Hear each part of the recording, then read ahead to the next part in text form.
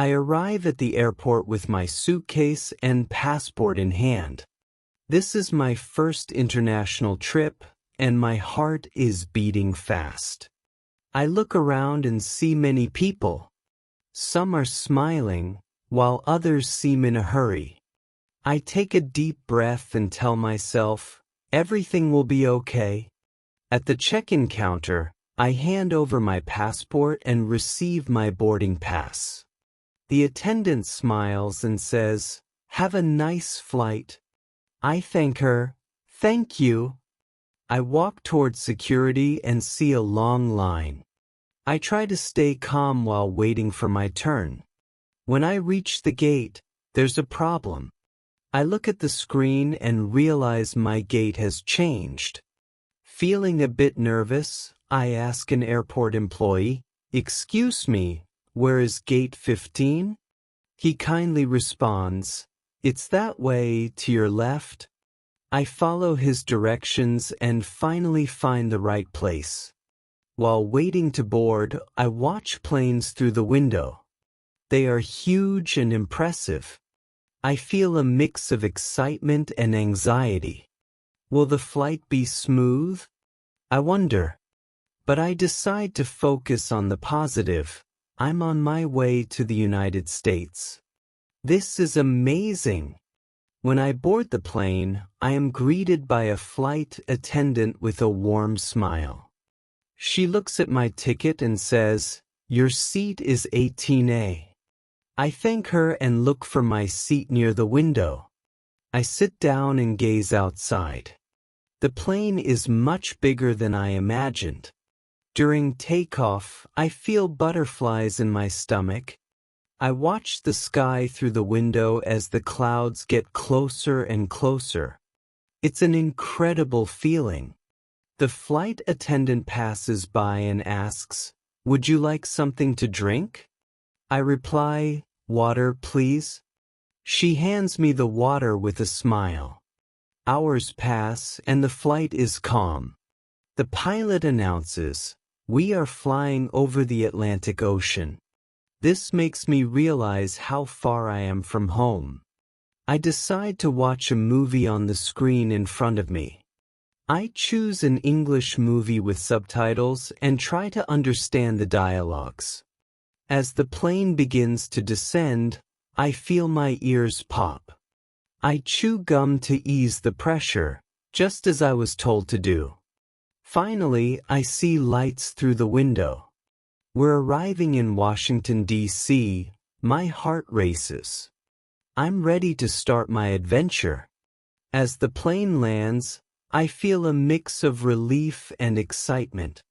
I'm in the United States. The airport is huge, and many people are speaking English. I follow the signs that say customs and get in line for immigration. When it's my turn, the officer looks at me and asks, "What is the purpose of your visit?" I reply, "Tourism." He asks a few more simple questions, and I answer carefully. I am visiting Washington, D.C. and New York. After stamping my passport, he says, "Welcome to the United States." I thank him and head to the baggage claim. Everything feels so new and different, and I'm excited to explore. Outside the airport, I see many taxis and buses. I approach a driver and say, "Excuse me, I need a taxi to my hotel." He nods and loads my suitcase into the car. During the ride, I look out the window and see the city lights. The city is beautiful at night. I feel like I'm living a dream. When I arrive at the hotel, I check in at the front desk. The receptionist gives me the key and says, "Enjoy your stay." I go up to my room, leave my suitcase, and lie down on the bed. I'm tired but very happy. Tomorrow will be my first day exploring Washington, D.C., and I can't wait. I wake up early and have breakfast at the hotel. I ask the attendant, "How can I go to the White House?" He gives me a map and explains the way. I thank him and walk through the city streets. When I see the White House for the first time, I am speechless. It's so beautiful. I buy a ticket for the tour and enter the building with a group of tourists. The guide starts talking about the history of the place. The White House was built in 1792. It has 132 rooms. I listen carefully and take pictures to keep as memories. I feel like I'm learning a lot about the United States. After the White House, I visit the Lincoln Memorial. The stairs are huge, and the statue of Abraham Lincoln is impressive. I read the inscription on the wall and take more photos. Nearby, I see the Washington Monument, which is even taller than I imagined. Each place has something special. At the end of the day, I'm tired but happy. I sit on a bench at the National Mall and watch the sunset. I think about how lucky I am to be here. This is a day I will never forget, I say to myself. I head back to the hotel, already excited for the next days.